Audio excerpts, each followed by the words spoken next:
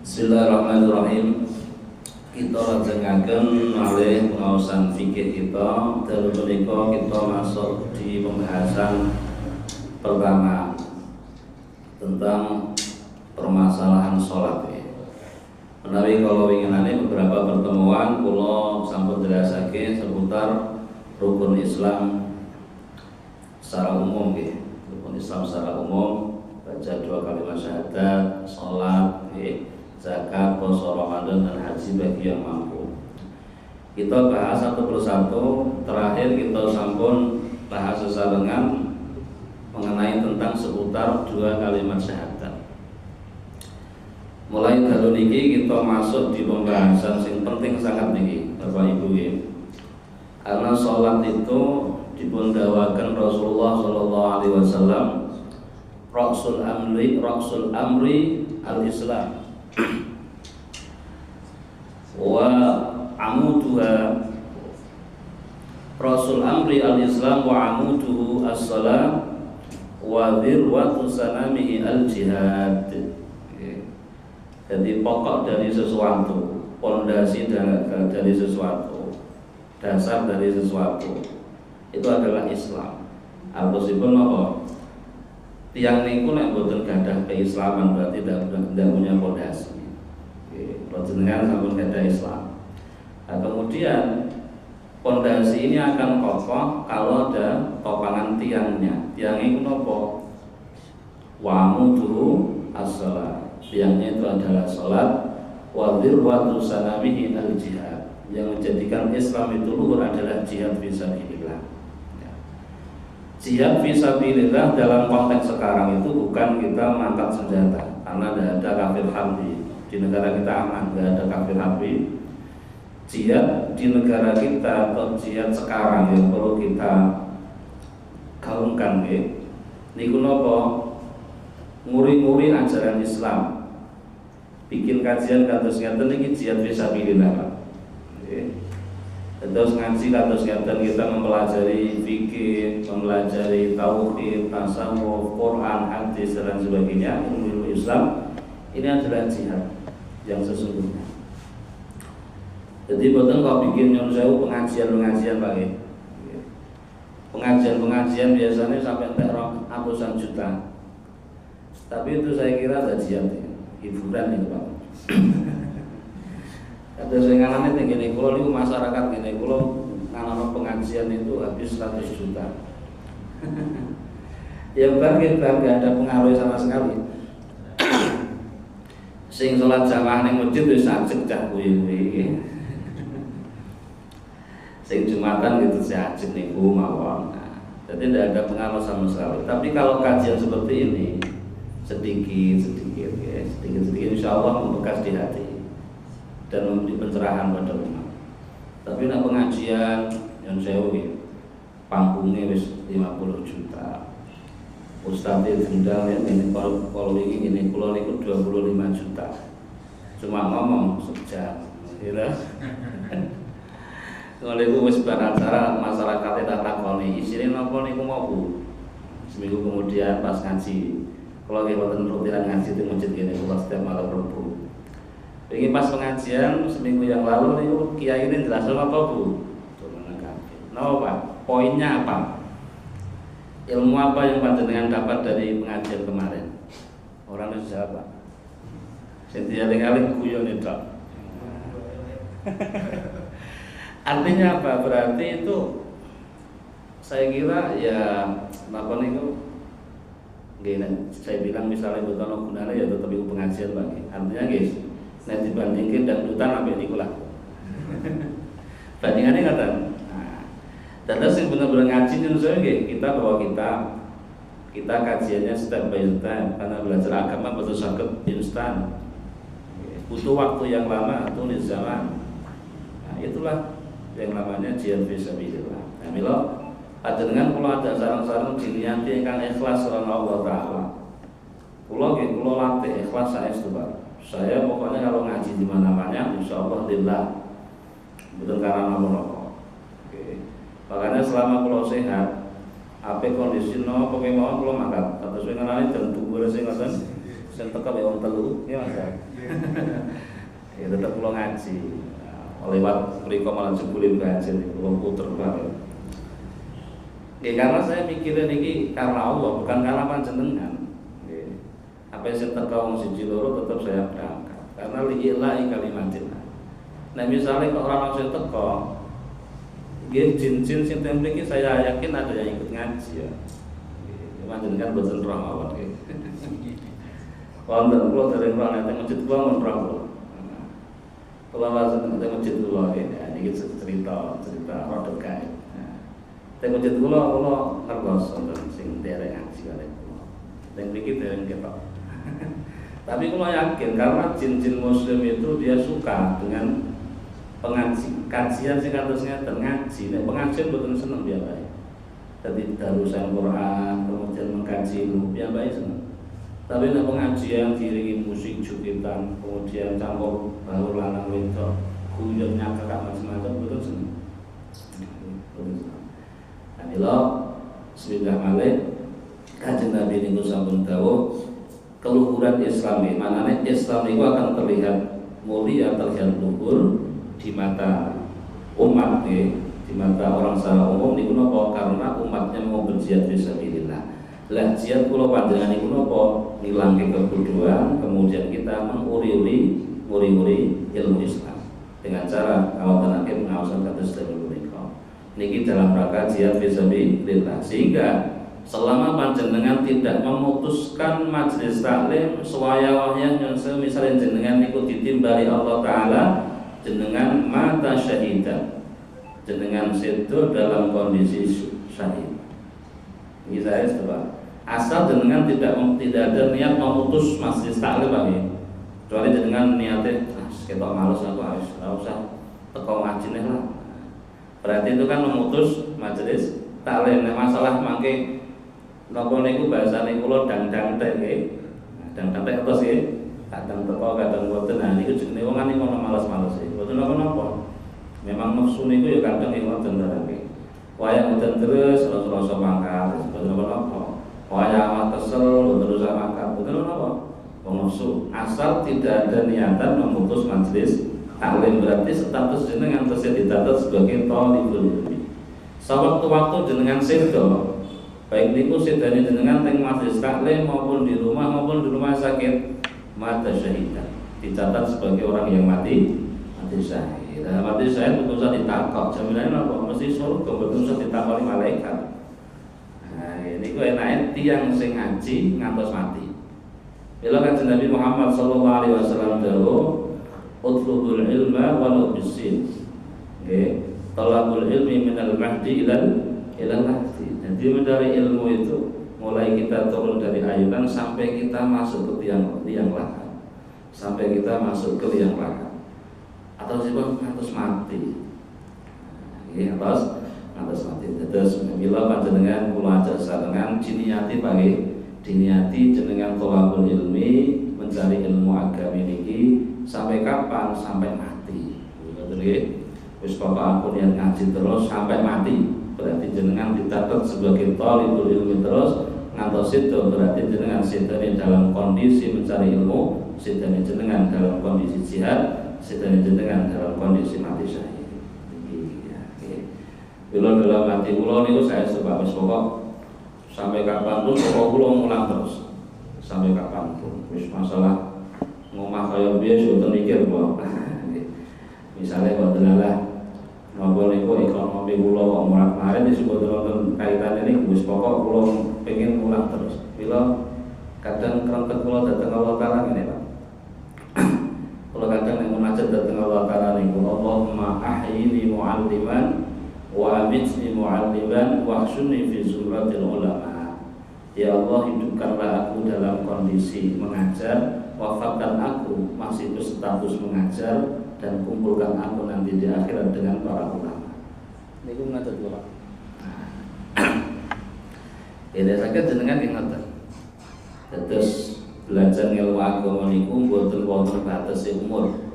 Batas terakhir mboten enten. Batas terakhir kula jenengan belajar niku nggih nalika pun ditimbali Allah Taala. Bon, terus niki kita masuk di pembahasan penting sangat seputar sholat. Niki pembahasannya akan panjang sekali Pak, panjang sekali.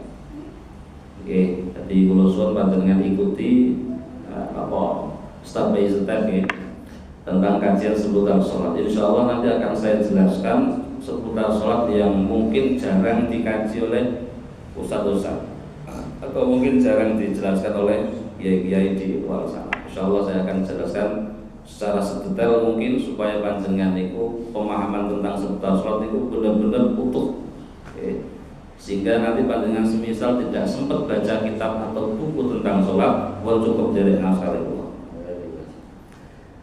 Terus saya awali pembahasan tentang sholat, tentang syurutu wujubis sholat. Jadi nanti ada beberapa pembahasan ada syarat wajibnya sholat, syarat sahnya sholat, ada rukunnya sholat, ada kesunahan sholat, yang membatalkan sholat, kemakruhan sholat. Nanti kita bahas sholat berjamaah, sholat Jumat, sholatul musafir, sampai yang terakhir nanti ada sholatul khauf. Nanti insya Allah kita kaji bersama-sama. Buat kita awali tentang pembahasan sholat niki, kalau awali saking pembahasan syurutu wujubis sholat. Babu syuruti wujubis sholat. Utawi iki bab syarat wajib sholat. Syarat wajib sholat artinya orang yang sudah memenuhi syarat ini wajib melaksanakan sholat fardu. Konsekuensinya kalau dia sampai berani meninggalkan, berdosa besar. Nah itu tentang tobat, neraka ancamannya. Syarat wajib sholat niku wonten 6. 1 Islam, beragama Islam. 2 sudah balik. 3 berakal. 4 suci dari haid dan nifas bagi kaum ibu. 5 bulughud dakwah. Bulughud dakwah niku maknane mendengar dakwah Islam. Kemudian yang terakhir adalah salamatul hawas, indera pendengaran dan indera penglihatan normal mulai sejak lahir. Bon, terus 6 niki dengan hafal nggih, mangke kula bahas satu persatu nggih. Napa Pak? Hafal nggih? Islam, beragama Islam, kemudian apa? Sampun balik, berakal, suci dari haid dan nifas. 4, 5 bulughud dakwah, mendengar dakwah Islam, artinya kenal ada agama Islam.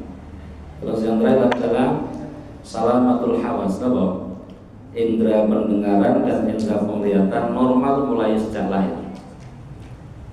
Jadi kalau ada orang tidak memenuhi salah satu syarat niki, misalnya berarti dereng wajib sholat, tidak wajib sholat. Bon, kita bahas yang pertama. Syarat wajib sholat niku harus beragama Islam. Harus beragama Islam. Artinya orang kafir asli tidak wajib sholat. Orang kafir asli tidak wajib sholat. Tapi orang kafir itu nanti terkena hukum dosa sebab tidak sholat ketika dia mati masih dalam kondisi kafir. Contoh semisal wonten tiyang kafir lahir dalam keluarga kafir non muslim, tumbuh besar tetap jadi wong kafir, sampai mati ijen tetapi kafir. Maka tengah akhirat piyambake duwe dosa kekafiran juga dosa karena tidak melaksanakan kewajiban selayaknya orang Islam. Paham ya? Berarti makin gini total piyambake mulai usia balik sampai mati dihitung ninggalno sholat 5 waktu Pak. Ninggalke poso Ramadan. Misalnya piyambake punya harta yang sudah wajib dizakati, dianggap ninggalno zakat. Dia punya harta yang cukup untuk kira-kira berangkat haji mampu, dianggap ninggalno haji. Niku tiyang kafir. Tapi selama piyambake niki dereng masuk Islam tidak wajib sholat. Kan aneh Pak Ibu.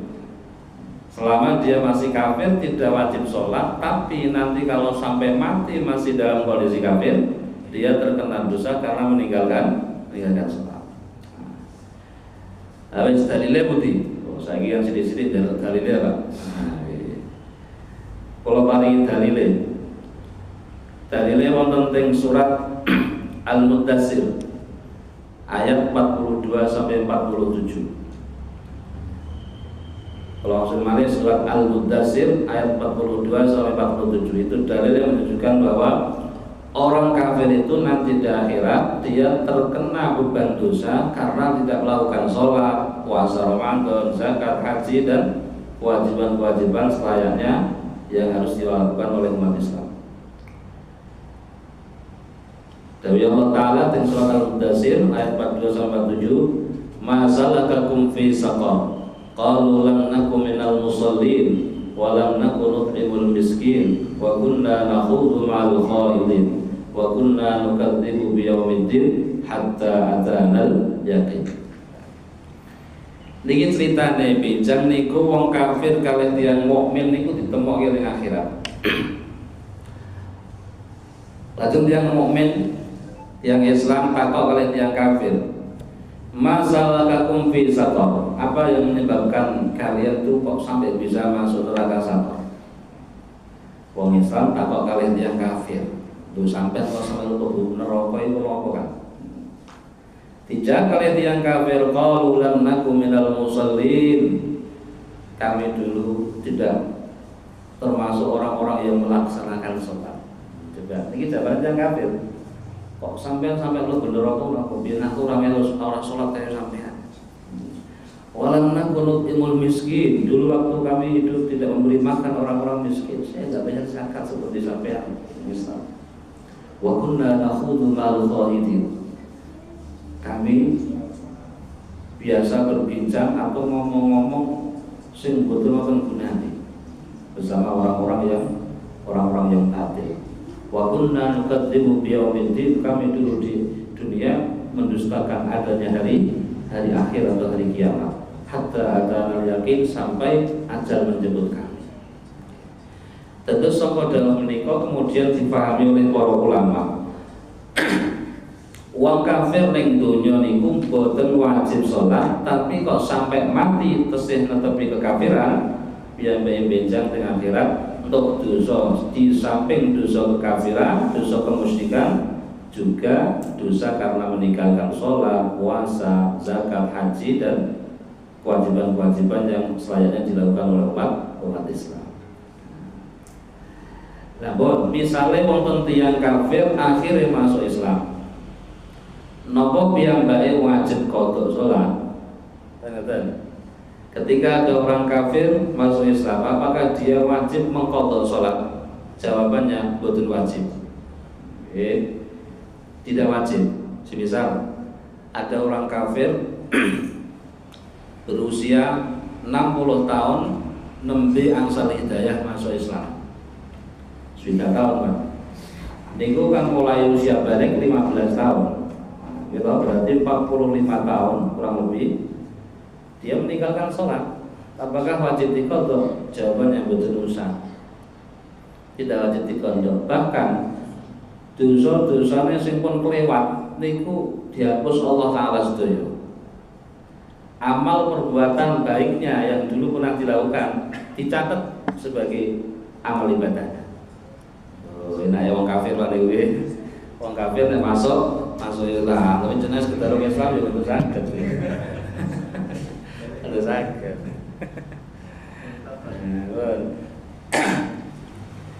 Niki dalile putih ya, kalau paringi dalil ya. Saat ini kan sedikit mana dalilnya, mana dalilnya? Dalilnya di surat Al-Anfal ayat 38. Allah Ta'ala dawuh qul lil ladzina kafaru iyantahu yughfar lahum ma qad salaf.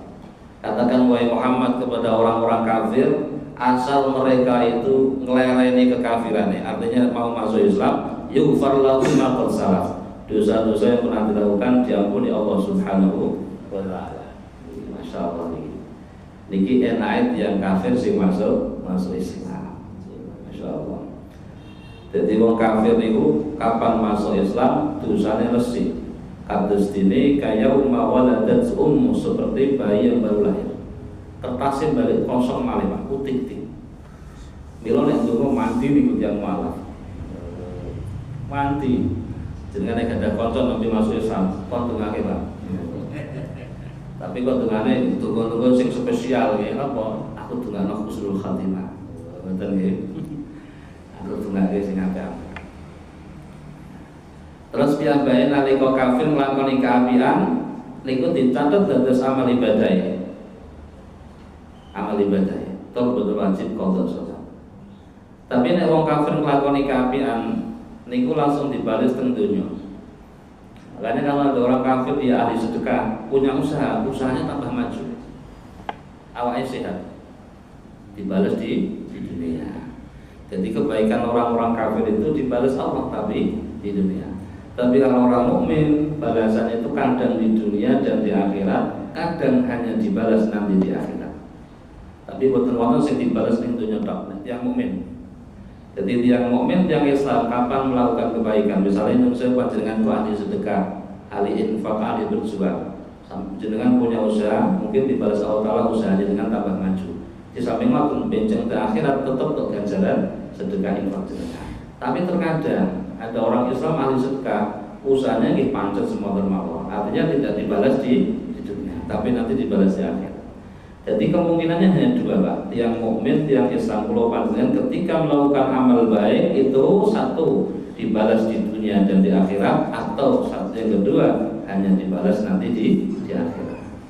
Tapi orang kafir hanya dibalas di dunia awal, buat yang dibalas di akhirat. Kecuali orang kafir niki akhirnya masuk Islam. Nah, kapan masuk Islam berarti semua amal baiknya selama dia kafir itu semua dicatat sebagai amal baiknya setelah dia masuk Islam. Lamun saat ini misalnya yang murtad, bukan nonton, kalau nek murtad di, wong kafir kan enak, masuk Islam wah bersih maaf itu sana. Dan nek murtad malah resiko Pak. Kalau semisal ada orang Islam itu murtad, selama dia murtad dia masih berkewajiban melaksanakan sholat, tapi ketika sholat betul sah.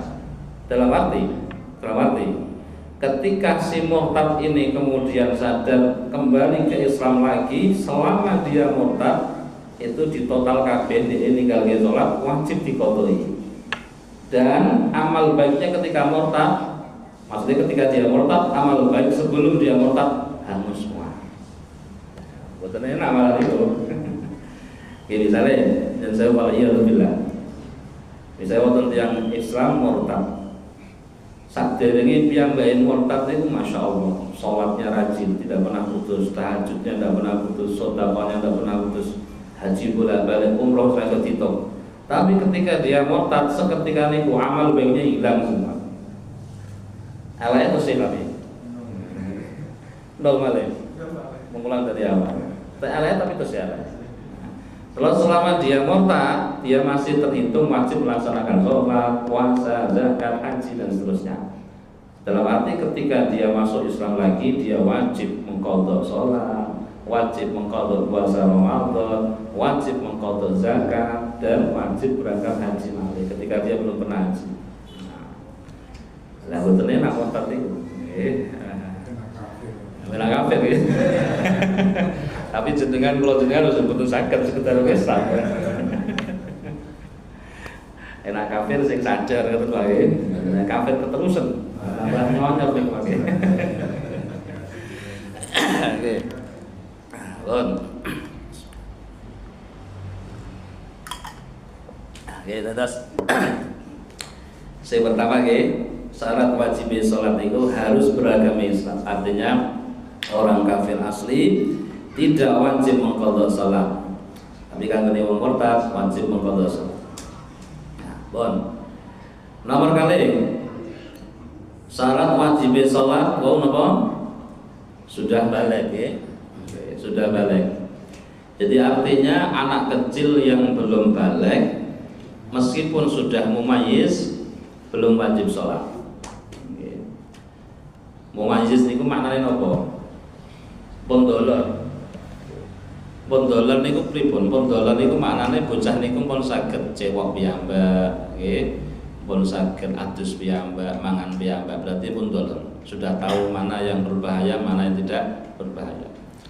Berarti ini pun mumayyiz. Jadi artinya anak kecil yang belum balik, meskipun sudah mumayyiz, sudah dolor, jadi wajib sholat. Tidak wajib sholat. Lalu kemudian pertanyaannya ngeten, cara mengetahui anak itu sudah balik terus pundi? Nah ini dipun jelasake para ulama fuqaha. Terus balik niku wonten ciri-cirine. Kanggene anak laki-laki dan perempuan itu ciri-cirinya itu ada dua nih. Salah satu dari dua ciri. Atau sipun boten kudu dua-duanya ya, salah satu mawon. Terus kalau ada anak perempuan atau laki-laki atau perempuan, kita bisa katakan anak ini balik ketika sudah ada ciri-cirinya. Ciri yang pertama, Pak. Ciri yang pertama, anak niki sampun berusia 15 tahun. Usia 15 tahun ini dihitung mulai dari terpisahnya tubuh si anak ini dari rahim ibu, manane mulai dia lahir sampai melewati usia 15 tahun. Artinya 15 tahun betul pas tapi lewat sidik, kan? Misalnya 15 tahun lebih 1 menit misalnya, atau 15 tahun lebih 1 jam. Jadi harus melewati 15 tahun. Dan hitungan 15 tahun ini dengan kalender Qamariyah atau kalender Hijriyah Arab, bukan menggunakan kalender nasional, betul. Jadi kalendernya adalah kalender Hijriyah. Terus bila tiang lahir niku, nek ada anak anyar niku, saya ini langsung ditulis ngangge kalender Hijriyah, Pak. Coba kadang kula panjenengan niku kan mboten ngoten nah. Mboten ta? Tapi kalau tanggal jenengan, misalnya Mas itu coba sampean kelahiran pinten nek cara Hijriyah? Sing jeneng niki mboten. Pun sepuh-sepuh mah kabeh ra apal malih. Apa lho terus apa lho Den? Tanggal berapa, bulan Hijriyahnya apa, tahunnya berapa?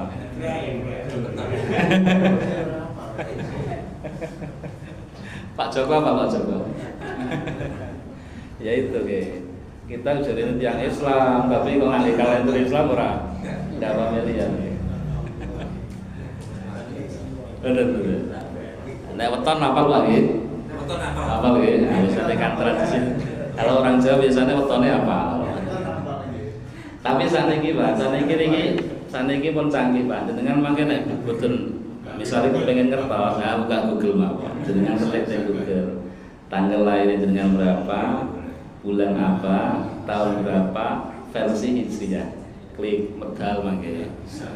Saat ini pun gampang. Ya mangke dicoba nek pun kecepen jenengan serap. Karena hitungan jenengan itu hitungannya dengan itu, mboten kalender nasional. Kalau saya itu lahir tanggal 8 Muharram 1407 Hijriah. Kula niku.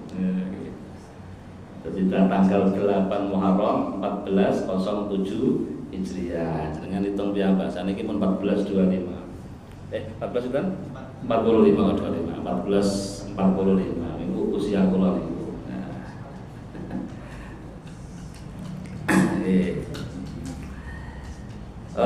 Terus niki pakai misalnya panjenengan gak ada anak, gak ada putu Pak, jenengan mangke nasihati, dibiasakan mangke kalau nulis napa niku tanggal lahir nggih, tapi silakan pakai tanggal nasional boten napa-napa, cuma ampun supaya tanggal hijriyahnya dicantumkan.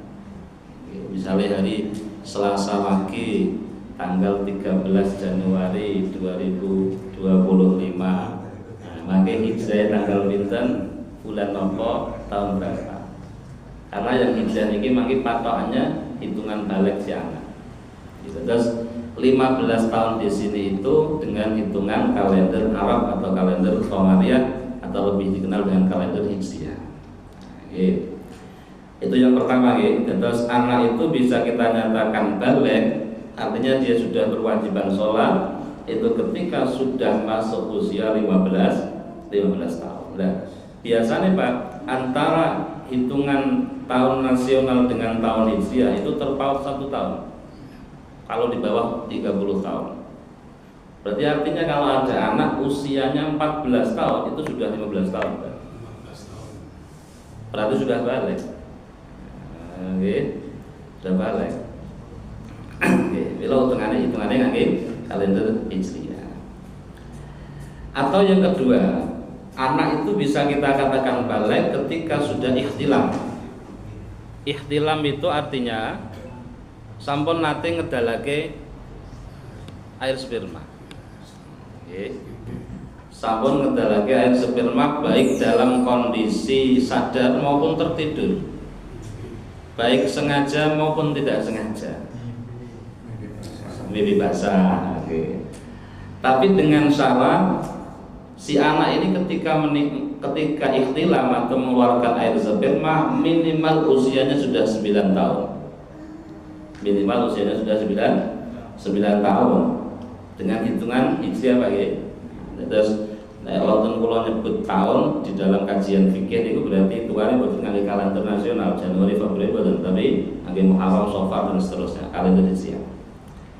Jadi anak nek sampun ikhtilam, sampun nate ngedalake air sperma atau mimpi basah, ya nggak harus mimpi basah. Misalnya dalam kondisi tersadar pernah mengeluarkan darah sperma, baik sengaja maupun tidak sengaja, itu dia sudah dinyatakan balik ketika usianya sudah 9 tahun. Artinya kalau ada anak baru usia 7 tahun ngetok nomani, yuk dari balik.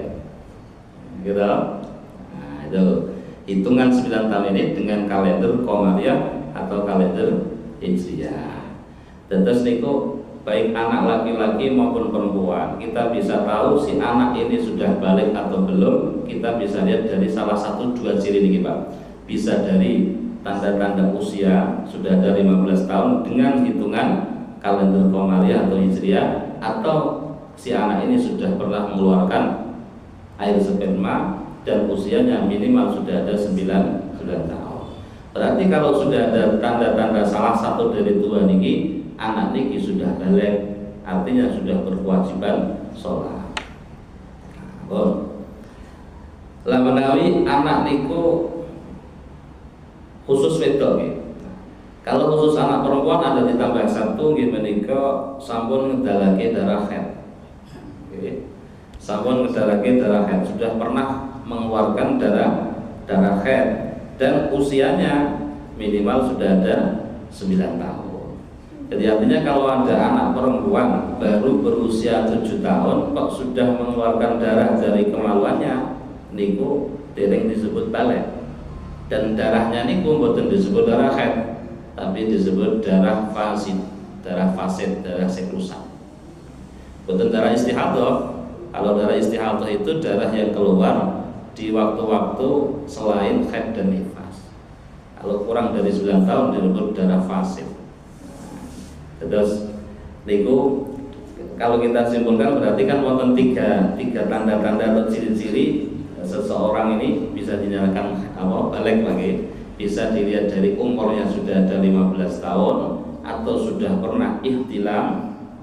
Ikhtilam itu mengeluarkan darah sperma baik dalam kondisi sadar maupun tertidur, sengaja maupun tidak, atau khusus perempuan sudah pernah mengeluarkan darah haid. Dan ketika ikhtilam atau mengeluarkan darah haid ini minimal usianya sudah ada 9 tahun. Lamun semisal anak kula panjenengan niku belum usia 9 tahun, belum usia 15 tahun, artinya belum balik. Apakah kula panjenengan sebagai tiyang sepuh niku wajib memerintahkan anak-anak kita untuk melakukan sholat?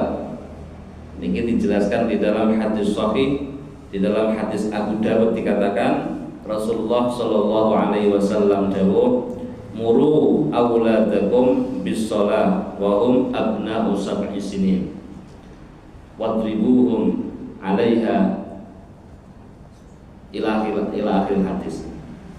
Dados nalika anak kula panjenengan niku pun usia 7 tahun niku diwajibke dikon merintahke salat.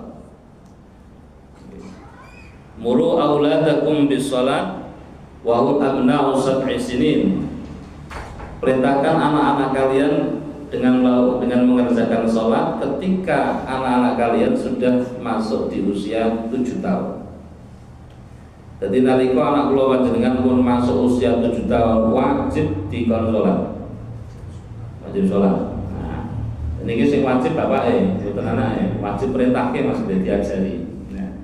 Wadribuhum 'alaiha wa hum abna'u 'ashrin. Ketika si anak ini sudah masuk usia 10 tahun, kok boten kurang sholat, dikeras. Dikeras pripun? Dipaksa. Rasa-rasa keploki pokoknya lagi pakai aja keploki sampai kurun sholat. Sebabnya napa? Tiang niku akhire sregep sholat niku minal kulino, Pak. Minal apa? Minal kulino. Terus saya setemenan, nek ana wong tuwa kok rasa-rasa sholat, sing mengkaji lek rasa-rasa sholat. Kalau ada orang Islam kok dia itu sholatnya dang-dang-dang, kaji lek dang-dang-dang. Kalau wong Islam kok sholatnya niku pendak setahun pisan wayah bodoh, sebetulnya nggak tahu. Minal apa? Kulino. Beliau kan Nabi luar biasa pendidikan saking beliau niku. Ketika usia anak 7 tahun suruh diajari sholat, dikon sholat. Nalika 10 tahun dikeras, karena usia 10 tahun itu sudah hampir mendekati usia balik. Nah, terus ini kewajiban global bagi orang tua. Nah kemudian di usia-usia niku, di masa-masa itu, di usia 7 tahun sampai 10 tahun. Itu kalau bisa si anak niki sudah benar-benar bisa melakukan sholat dengan baik dan benar. Jadi pun dikenal ke tata cara sholat dengan baik dan benar. Rukunnya pun benar, syaratnya pun ngerti. Nah, sehingga nanti harapannya ketika dia sudah masuk usia balik pun siap sholat dengan cara yang benar. Sebabnya nopo, nek pun kedarung masuk usia balik kok sholatnya tesih salah, niku sholatnya boten ditampa dan tesih terkena hukum dosa. Padahal pun wajib sholat. Bila jenengan mau zaman kuno, kalau tesih alit nih kok, wah gitu sih kelas tunggal atau kelas kali SD nih, ting musola, ting langgar lagi, diwarai kiai dikon sholat bareng-bareng, usolli fardhu dzuhri, niate diwaca buatan kan. Carane rukuk piye? Nek pas sujud niku misale sikile diangkat disuwapet ngangge napa niku menjalin niku zaman kula niku. Masyaallah niku zaman kula. Sakniki kan mboten enten to. Wonten ta mboten teng musala niki bocah-bocah cilik jajane salat. Saya kira sudah enggak ada sekarang. Zaman kula alit menang. Zaman kula alit terus menangi. Diwarai kiai desa ngoten salat bareng-bareng niku.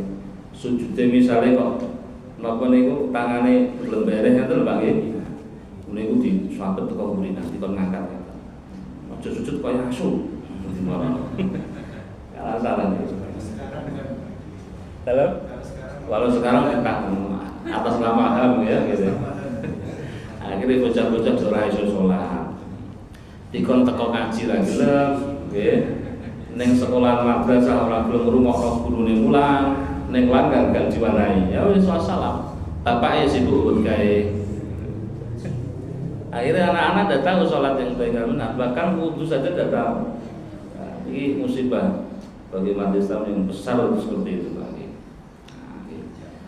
Terus bila kantos musola, terus musola bikin apa masjid-masjid itu nek saged niki kan kajian ngaji khusus yang sepuh-sepuh nek saged mangke nggih kados misale Mas Tito rumono bocah-bocah cilik iki diwarai salat bareng ngaji sithik. Nah, nggih lebih-lebih kalau ada nopo TPK ini. Lah jenengan sebagai yang sepuh sing mantau terus. Terus niki generasi penerus panjenengan aja sampai boten saged ibadah. Sarane ngoten. Terus bila jeneng Nabi niku nasihati datang kula panjenengan sebagai tiyang sepuh muru auladakum bis shalah wa hum abna'u sab'i sinin. perintahno anakmu nglakoni salat, ajari salat nalika usiane pun 7 tahun. Wadribuhum 'alaiha wa hum abna'u 'ashrin. Ketika sudah usia 10 tahun kok rasa-rasa salat keras dia. Tapi nek usia 7 tahun piyambake rasa-rasa aja dikeras. Misalnya nabi saged salate mari kali isya mboten napa-napa. Ayo nang melu salat bapak mari kali isya. Subuh dibuka angel ampun dikeras. Niku nek usia 7 tahun di bawah 10 tahun. Tapi nek pun usia 10 tahun subuh-subuh digugah ra gelem kebyur Bang. Atau diciprati lah. Artinya harus dipaksa bangun. Ben kulino. Lha anak kula niku umur 5,5 tahun niku ngomong kali kula kok kaget mesti mari sinten. Apa nanti malam nanti kakak bangunin jam 3 ya. Semari kok sinten iki. Dadi dikon gugah jam 3, Pak. Tapi nggih nyatane nek pas jam 3 tak gugah ya kadang boten namanya bocah. Tapi gak ada pikiran ngoten niku kula pun seneng. Mesti mari sinten iki. Jadi artinya punya pikiran kados ngoten tangi sadurunge subuh niku luar biasa. Tapi kalau dari kula peksa nembe umur 5,5 tahun.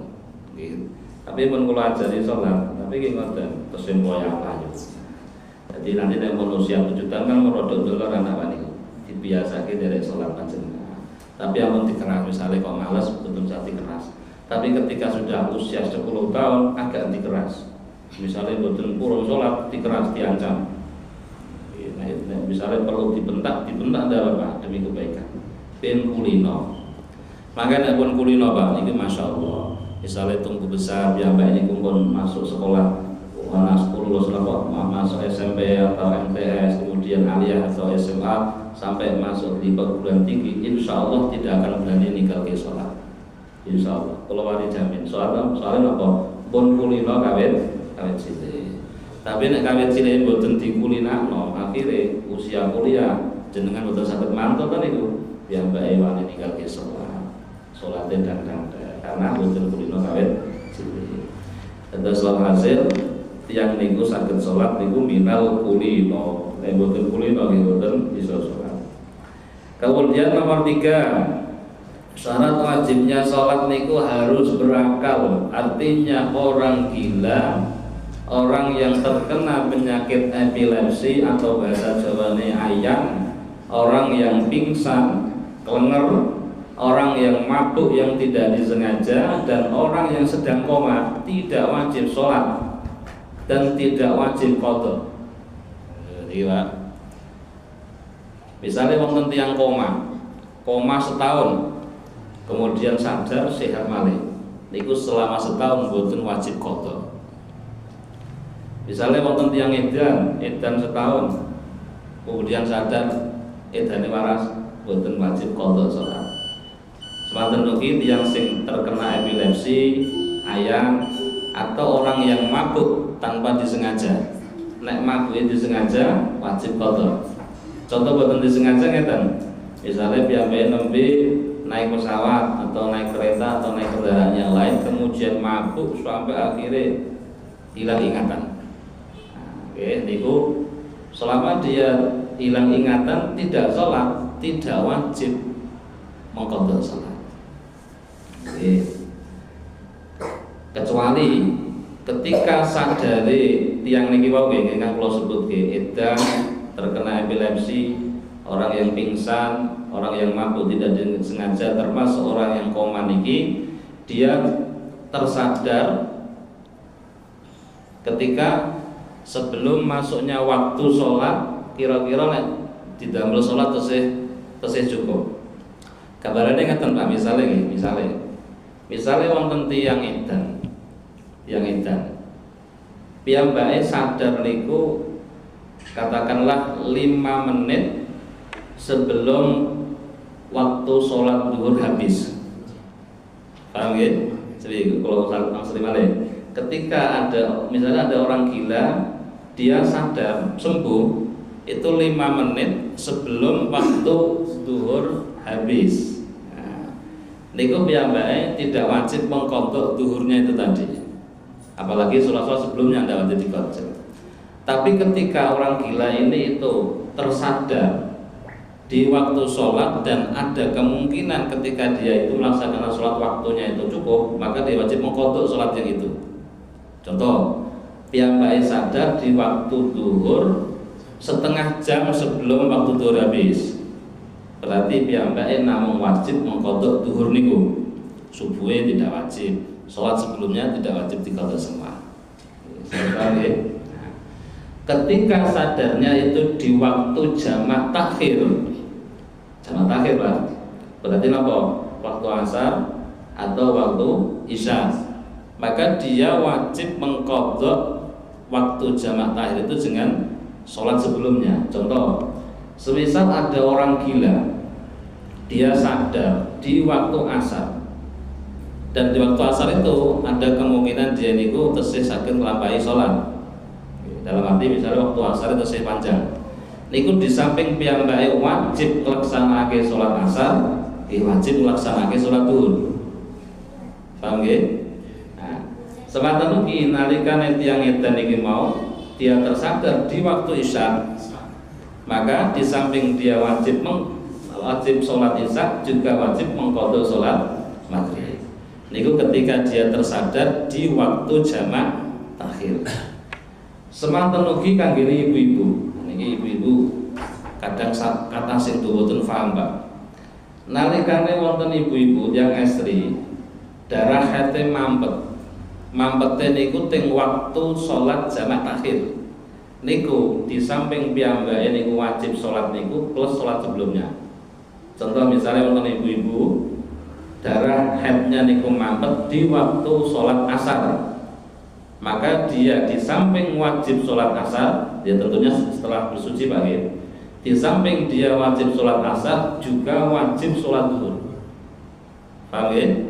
Nah ini sing kadang mboten paham saya itu. Atau contoh yang kedua, ketika ada ibu-ibu darah haidnya itu mampet di waktu isya, maka di samping dia wajib sholat isya juga wajib sholat maghrib. Kalau dia mampetnya di waktu maghrib jamak takdim berarti ya, atau di waktu duhur, maka hanya wajib melaksanakan duhur itu saja karena asar belum sampai, belum ada. Tapi dia disunnahkan, bukan wajib, disunnahkan mengqadha sholat sebelumnya. Berarti kalau dia mampetnya di sholat duhur, di waktu sholat duhur, dia hanya wajib sholat duhur, tapi disunnahkan mengqadha subuh. Paham ya? Kalau dia mampetnya di waktu maghrib, maka dia hanya wajib sholat maghrib, tapi disunnahkan mengqadha sholat asar. Ini saya itu wong wedok betul paham nih. Dengan lebih paham nih. Nah, ini dengan makin napa? Diuruke tentang istri, tentang keluarga panjenengan sing asli. Karena saya belum paham. Nah, pun. Nah, iki kula lajengake malih santawis wis pados selesai nggih. Nah, wis sebagai salate rada malon awis. Kemudian nomor 4. Syarat wajib salat inggih menika harus suci dari haid dan nifas. Harus ya. Artinya wanita yang masih dalam kondisi haid dan nifas itu tidak boleh melaksanakan sholat. Ya. Terus misalnya piyambake pengen mengqadha boleh kah mboten? Misalnya ada ibu-ibu dia haid, tentunya tidak sholat kan? Kemudian setelah dia suci, apakah dia wajib qadha? Jawabnya tidak wajib qadha. Tapi semisal dia pengen mengqadha, hukumnya apa? Ini ada khilafiyah, ada perdebatan di kalangan ulama. Menurut Imam Ibnu Hajar, orang yang suci dari haid atau nifas kemudian dia mengqadha salat itu hukumnya haram dan tidak sah. Malah betul kan Pak? Ibu-ibu bantu suci saking haid kemudian misalnya haidnya seminggu, apa yang mau untuk salat seminggu misalnya Pak, karena sanggup salat ingin diqadhai, ini malah haram dan tidak sah. Tapi menurut Imam Romli itu hukumnya namun makruh dan dianggap sah. Tapi kalau kita ternyata lah ibu-ibu sih ngoten nggih.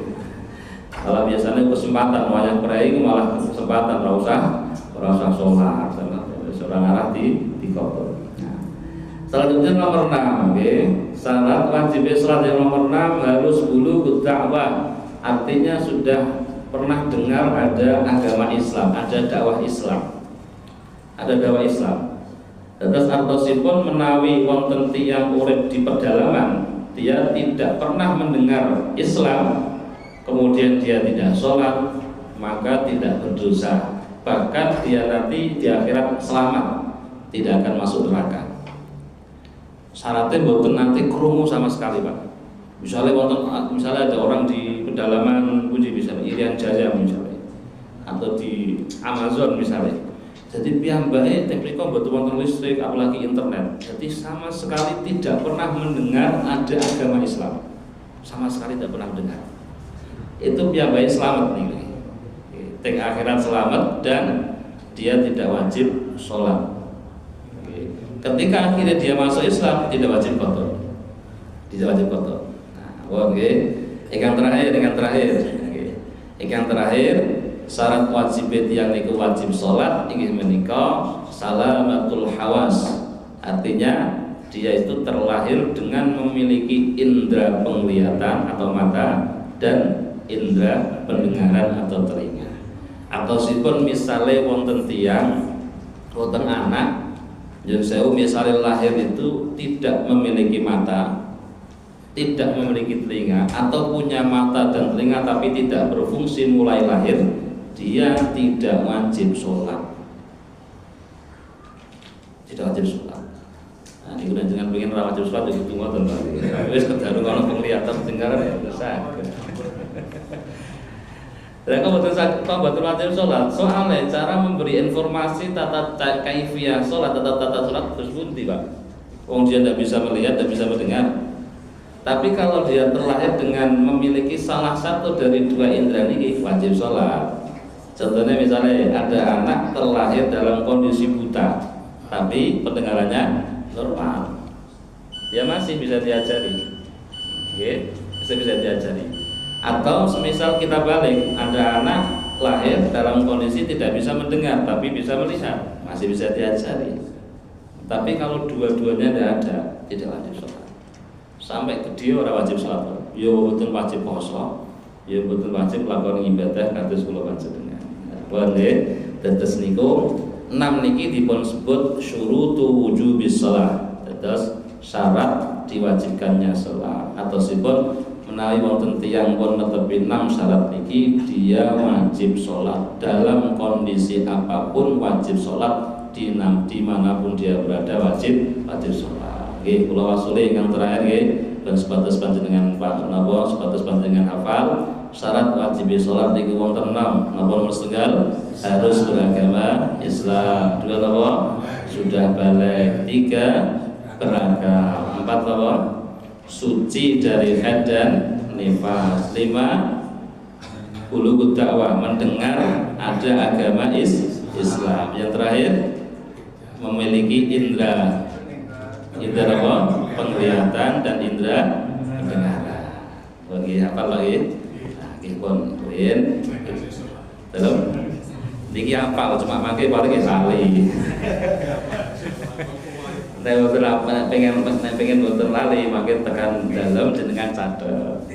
Niku nggih insyaallah mangke hafal. Mugi-mugi wonten berkah manfaatipun. Amin Allahumma wallahu a'lam bishawab. Ya salli wa sallim iman abada ala habibika khairil khalqi kullihim huwal habibul ladzi turja syafa'atuhu